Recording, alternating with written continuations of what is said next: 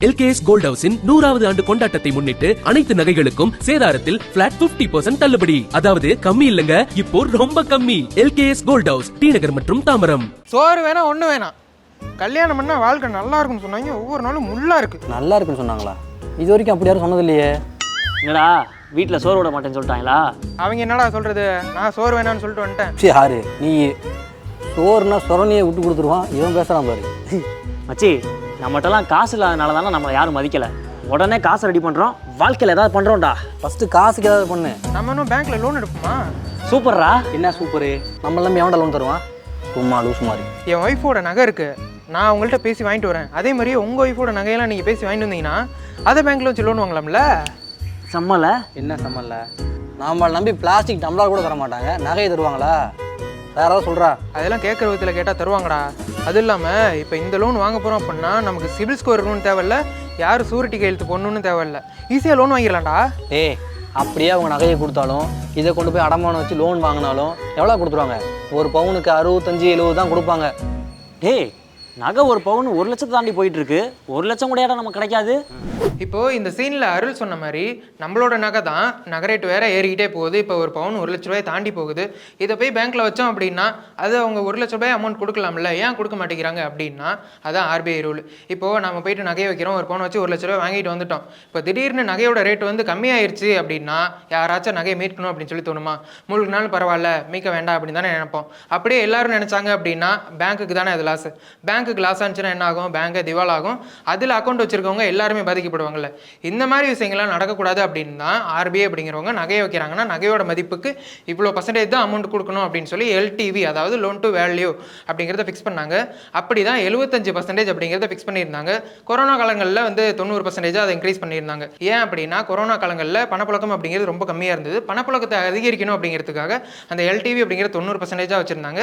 அப்போ போயிட்டு நகையை வச்சு லோன் எல்லாரும் வாங்கி பணத்தை செலவு பண்ணாங்க இல்லையா? அந்த மாதிரி விஷயங்களில் பணப்புழக்கம் அதிகமாக்கணும் அப்படின்னா எல்டிவி அப்படிங்கிறது இன்க்ரீஸ் பண்ணுவாங்க. அப்படிதான் கொரோனா காலங்கள்லேயும் 90% வச்சிருந்தாங்க. அதுக்கப்புறமா 75% அப்படிங்கிறத கொண்டு வந்தாங்க. இப்போ ரீசெண்டாக ஆர்பிஐ வந்து என்ன சொல்லியிருக்காங்கன்னா 2.5 லட்ச ரூபாய்க்குள்ள அமௌண்ட் வாங்குறாங்க, லோன் எடுக்கிறாங்க அப்படின்னா அவங்களுக்கு வந்து 85% கொடுக்கலாம். 2.5 லட்ச ரூபாயிலேருந்து 5 லட்ச ரூபாய்க்குள்ள லோன் அமௌண்ட் எடுக்கிறாங்க அப்படின்னா அவங்களுக்கு வந்து 80% கொடுக்கலாம். இதுவே 5 லட்ச ரூபாய்க்கு மேலே அப்படின்னா அவங்களுக்கு 75% கொடுக்கலாம் அப்படிங்கிற மாதிரி சொல்லியிருந்தாங்க. இது உண்மைதானா அப்படிங்கிறத விசாரிக்கிறதுக்காக நம்பிக்கையான கவர்மெண்ட் பேங்க்லேயே எங்கே அதிகமான அமௌண்ட்டும் கம்மியான வட்டிக்கு கொடுக்குறாங்க அப்படின்னு சொல்லி நம்மளே போய் விசாரிச்சு பார்த்தோம். அப்படி நான் முதலே சொன்ன மாதிரி ஒரு 3 பேங்கை செலக்ட் பண்ணிட்டு வந்திருக்கேன். அந்த பேங்க்ல எல்லாம் எவ்வளோ அமௌண்ட் அதிகமாக தராங்க அப்படிங்கிறதையும் வட்டியை பொறுத்தும் நாம லிஸ்ட் வைஸாக பிரிப்போம். 3வது இடத்துல இருக்கிறது என்ன, 2வது இடத்துல இருக்கிறது என்ன, முதல் இடத்துல இருக்கிறது என்ன அப்படிங்கிறத டீட்டெயிலாக இப்போ பார்த்துடலாம். இப்போது நகையோட மதிப்புக்கு எந்த பேங்க்கில் அதிகமான அமௌண்ட்டு கொடுக்குறாங்க அப்படிங்கிறத பார்ப்போம். அதில் வந்து 3வது இடத்துல நமக்கு இருக்கிறது வந்து இந்தியன் பேங்க். நம்ம விசாரித்த வரைக்கும், நமக்கு ஆடியன்ஸ் கமெண்ட்டில் சொன்ன வரைக்குமே இந்தியன் பேங்க்கில் அதிகமான அமௌண்ட் கொடுக்குறதாகவும் கம்மியான வட்டி கொடுக்குறதாகவும் சொல்லியிருந்தாங்க. சரி, அது உண்மைதானா அப்படிங்கிறத இந்தியன் பேங்க்லேயும் இப்போ விசாரிச்சு பார்த்தோம். இந்தியன் பேங்க்கில் எவ்வளோ அமௌண்ட் தராங்க அப்படின்னா இவங்க வந்து 68% எல்டிவி கொடுக்குறாங்க. இப்போ 1 கிராம் தங்கம் வந்து இன்னைக்கு 12,500 ரூபா இருக்குது அப்படின்னா அதில் 8,500 ரூபா அமௌண்ட்டை லோனாக இவங்க கொடுக்குறாங்க. இப்போ ஒரு பவுன் 1 லட்ச ரூபாய் இருக்குது அப்படின்னா 68,000 ரூபா அப்படிங்கிறத லோனாக கொடுக்குறாங்க. அடுத்து 2வது இடத்துல பஞ்சாப் நேஷனல் பேங்க். இதுவுமே 68% தான் எல்டிவி கொடுத்துருக்காங்க. ஆனால் இதை ஏன் நான் 2வது இடத்துல வச்சிருக்கேன் அப்படின்னா இதில் வட்டி கம்மியாக இருக்குது, அதனால தான் இதை 2வது இடத்துல வச்சிருக்கேன். இவங்களுமே 1 கிராமுக்கு வந்து 8,500 ரூபா பக்கம் கொடுக்குறாங்க, ஒரு பவுனுக்கு 68,000 ரூபா பக்கம் கொடுக்குறாங்க. நாம விசாரிச்ச வரைக்கும் நிறைய கவர்மெண்ட் பேங்க்ல வந்து அந்த எல்டிவி அப்படிங்கிறத ஃபாலோ பண்ணி 75%க்குள்ள தான் கொடுக்குறாங்க. ஆனால் கனரா பேங்க்ல மட்டும் அந்த 75% தாண்டி கொடுக்கறதா சொன்னாங்க. அவங்க எவ்வளோ கொடுக்குறாங்க அப்படிங்கிறது நம்ம பார்த்துருவோமா? நம்ம விசாரிச்ச வரைக்கும் கனரா பேங்க் தான் ஃபர்ஸ்ட் இடத்துல இருக்கு. அவங்க வந்து 90% வரைக்கும் கூட நாங்கள் எல்டிவி கொடுப்போம் அப்படின்னு சொல்றாங்க. அது வந்து தங்கத்தோட பியூரிட்டி தன்மையை பொறுத்து, அதாவது தங்கத்தில் வந்து கல் வச்சிருக்கோம் இந்த மாதிரி விஷயங்கள்லாம் இல்லாமல் இருந்தது அப்படின்னா அவங்க 90% வரைக்கும் கூட கொடுப்போம் அப்படின்னு சொல்லி சொன்னாங்க. அப்படி கொடுத்தாங்கன்னு பார்த்தோம்னா 1 கிராமுக்கு 11,250 ரூபா வரைக்கும் கூட அவங்க கொடுப்பாங்க. ஒரு பவுனுக்கு கிட்டத்தட்ட 90,000 வரைக்கும் கூட கொடுப்போம் அப்படின்னு சொல்லி சொல்றாங்க.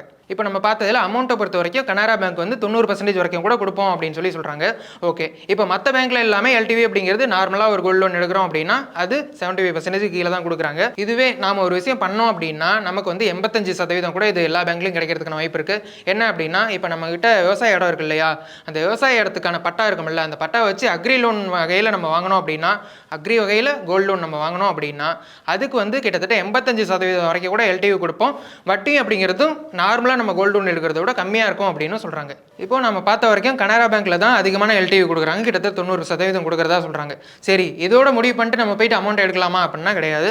அங்கே வட்டி எவ்வளோ தராங்க அப்படிங்கிறதையும் நம்ம பார்க்கணும். ஓகேவா? இப்போ வட்டி அடிப்படையில் இந்த 3 பேங்க்கில் எந்த பேங்க்கு கம்மியாக தராங்க அப்படிங்கிறத நம்ம பார்க்கணும். அப்படி பார்த்தோம்னா கனரா பேங்க் வந்து இதில் 3வது இடத்துல இருக்குது. ஏன் அப்படின்னா இவங்க வந்து 8.9% வட்டி கொடுக்குறாங்க. அடுத்து 2வது இடத்துல இந்தியன் பேங்க் 8.5% வட்டிக்கு அமௌண்ட் கொடுக்குறாங்க. ஃபர்ஸ்ட் இடத்துல இருக்கிறது வந்து பஞ்சாப் நேஷனல் பேங்க், இவங்க வந்து 8.2% வட்டிக்கு வந்து அமௌண்ட் கொடுக்குறாங்க. அப்படி பார்த்தோம் அப்படின்னா கனரா பேங்க் வந்து அதிகமான எல்டிவியில் லோன் அமௌண்ட் கொடுக்குறாங்க. ஆனால் வட்டி வச்சு பார்க்கும்போது நமக்கு பஞ்சாப் நேஷனல் பேங்க் தான் கம்மியான வட்டி கொடுக்குறாங்க, 8.2% கொடுக்குறாங்க.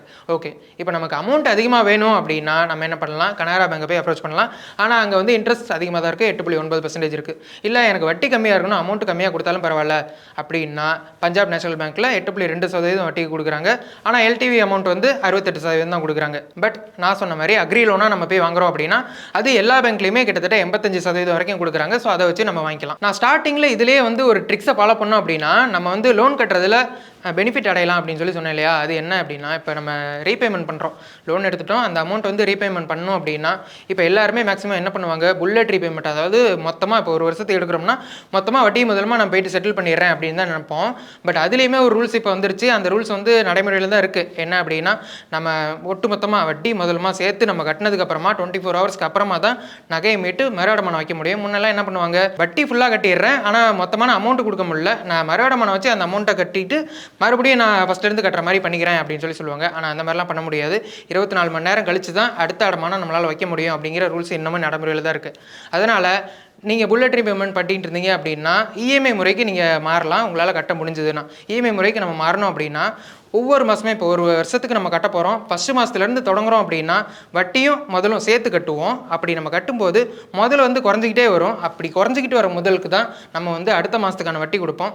அப்படி நம்ம லாஸ்ட்டில் கட்டக்கூடிய வட்டி அப்படிங்கிறது கம்மியாக இருக்கும். இப்படி கட்டினோம்னா புல்லட் ரீபேமெண்ட்டை விட இஎம்ஐ கட்டுறதுல நம்ம கட்டக்கூடிய அமௌண்ட் அப்படிங்கிறது கொஞ்சம் கம்மியாகும் அப்படின்னு சொல்கிறாங்க. சரி, இப்போ வந்து இஎம்ஐ முறையில் நம்ம கட்டணும் அப்படின்னு சொல்லி நினைக்கிறோம். ஆனால் எப்படி கட்டணும், எவ்வளோ அமௌண்ட் வாங்குவாங்க அப்படிங்கிற ஒரு குழப்பம் இருக்கும் இல்லையா, அதுக்காக தான் இஎம்ஐ கால்குலேட்டர் அப்படின்னு சொல்லி இருக்கு. அந்த கால்குலேட்டரில் நான் 1 பவுன் போய் வச்சு எவ்வளோ அமௌண்ட் வாங்கினா எவ்வளோ வட்டி வரும், அதே போலவே 5 பவுன் வச்சு அமௌண்ட் வாங்கினோம் அப்படின்னா அதுக்கு மாதம் மாதம் எவ்வளோ கட்டுற மாதிரி இருக்கும், எவ்வளோ வட்டி மொத்தமாக கட்டி முடிக்கிற மாதிரி இருக்கும் அப்படின்னு சொல்லி கால்குலேட் பண்ணி வச்சிருக்கேன். ஃபார் எக்ஸாம்பிள் இப்போ வந்து முன்ன சொன்ன மாதிரி பஞ்சாப் நேஷனல் பேங்க்லேயே நான் போய் 8.2% வட்டிக்கு வச்சு அமௌண்ட் வாங்குறேன், அது எவ்வளோ வரும் அப்படின்னு சொல்லி கேட்டிங்கன்னா அவங்க 68%, அதாவது எல்டிவியில் 68%, 68,000 அமௌண்ட் தருவாங்க. அதுக்கு இஎம்ஐ கால்குலேட்டரில் எவ்வளோ வருது அப்படிங்கிற பார்ப்போமா. அசல் 68,000, வட்டி வந்து 8.2%. ஒரு வருஷத்துக்கு நம்ம கட்டுறோம் அப்படின்னா மாதம் இஎம்ஐ வந்து வட்டி முதல்ல சேர்த்து 5,921 கட்டுற மாதிரி இருக்கும். அந்த வருஷம் முடியும் போது வட்டி மட்டுமே 3,058 கட்டுற மாதிரி இருக்கும். அப்படி வட்டியும் அசலும் மொத்தமாக சேர்த்து 71,058 நம்ம கட்டி முடிக்கிற மாதிரி இருக்கும் இந்த 1 பவுன் அப்படிங்கிற அமௌண்ட்டுக்கு. அடுத்து இப்போ நம்ம 5 பவுனை வச்சு லோன் வாங்குறோம், அதுக்கு எவ்வளோ அமௌண்ட் வரும் அப்படிங்கிறத நம்ம பார்ப்போமா. இப்போ 5 பவுனுக்கு வந்து 68% கொடுக்குறாங்க லோன் அமௌண்ட்டாக அப்படின்னா 3,40,000. அதில் 8.2% வட்டி ஒரு வருஷத்துக்கு நம்ம வைக்கிறோம் அப்படின்னா மாதம் இஎம்ஐ அப்படிங்கிறது வட்டி முதலமாக சேர்த்து 29,607 அப்படிங்கிறது கட்டுவோம். இப்போ வட்டி மட்டுமே வருஷம் முடியும் போது 15,290 கட்டி முடிச்சிருப்போம். டோட்டல் அமௌண்ட்டாக 3,40,000 வாங்கியிருப்போம். 3,55,290 நம்ம கட்டி முடிக்கிற மாதிரி இருக்கும் இந்த இஎம்ஐ முறையில் நம்ம கட்டணும் அப்படின்னா. இப்போ நான் சொன்ன மாதிரி இந்த இஎம்ஐ மெத்தடில் நம்ம கட்டணும் அப்படின்னா இப்போ பாருங்க, ஃபர்ஸ்ட் மந்த் கட்டின வட்டியோட லாஸ்ட்டில் நம்ம கட்டின வட்டி அப்படிங்கிறது கம்மியாக இருக்கும். ஏன் அப்படின்னா அடுத்தடுத்து அசலை நம்ம சேர்த்து கட்டிகிட்டு இருக்கும்போது அந்த அசலுக்கான வட்டியை மட்டும் தான் போடுவாங்க. அதனால் நமக்கு லாஸ்ட்டில் கட்டக்கூடிய வட்டி அப்படிங்கிறது கம்மியாகும். இப்போது நம்ம நார்மலாக கட்டுற புல்லட் ரீபேமெண்ட்டை விட இந்த இஎம்ஐ முறையில் நம்ம கட்டினோம் அப்படின்னா நமக்கு காசு கொஞ்சம் கம்மியாக கட்டுற மாதிரி இருக்கும் அப்படின்னு சொல்லி பேங்க்லேயே சொன்னாங்க. அப்புறம் இந்த நேஷனலைஸ் பேங்க்லாம் இன்னொரு விஷயம் சொன்னாங்க. என்ன அப்படின்னா இப்போ நம்ம அமௌண்ட் லோன் எடுத்திருக்கோம், இது வந்து ப்ரீ க்ளோசர் முன்னக்கூட்டியே நான் கட்டிடுறேன், அதே மாதிரியே பார்ட் பேமெண்ட் பண்ணுறேன் அப்படின்னா ஈஸியாக பண்ணிக்கலாம். அதுக்கான ஆப்ஷன் வந்து நேஷனலைஸ் பேங்க்கில் இருக்குது, அதுக்கு எந்த சார்ஜுமே நாங்கள் வாங்க மாட்டோம் அப்படின்னு சொல்லி சொன்னாங்க. ஸோ நீங்கள் வந்து பார்ட் பேமெண்ட் கட்டணும் அல்லது முன்னக்கூட்டியே நான் முடிச்சுக்கணும், அமௌண்ட்டை கட்டி முடிச்சுக்கணும் அப்படின்னாலுமே நீங்கள் போயிட்டு எந்த சார்ஜும் இல்லாமல் கட்டி முடிச்சுக்கலாம். அவ்வளோதாங்க. நாங்கள் விசாரித்த வரைக்கும் நேஷனலைஸ் பேங்க்கில் அதிகமான அமௌண்ட்டும் கம்மியான வட்டிக்கும் கொடுக்கக்கூடிய பேங்க்ஸ் அப்படிங்கிறது இதுதான். இதை தவிர வேறு ஏதாவது கவர்மெண்ட் பேங்க் வந்து கம்மியான வட்டிக்கு அதிகமான அமௌண்ட் கொடுக்குறாங்க அப்படின்னா அது எந்த பேங்க் அப்படிங்கிறதையும் கமெண்ட் பண்ணுங்கள். அப்படி அதையும் தாண்டி நீங்கள் வந்து லோன் அமௌண்ட் வாங்கி கட்டிக்கிட்டு இருக்கீங்க, அதில் ஏதாவது பிரச்சனை இருக்குது அப்படின்னா அது என்ன பிரச்சனை அப்படிங்கிறதையும் கமெண்ட்டில் சொல்லுங்கள். அதுக்கான வீடியோ நெக்ஸ்ட் நாங்கள் கொடுக்குறோம். தேங்க்யூ. இந்த பார், உலகத்துல பணத்தை விட பெரிய விஷயம் நிறைய இருக்குடா. பணம் தான் பெரிய விஷயம்.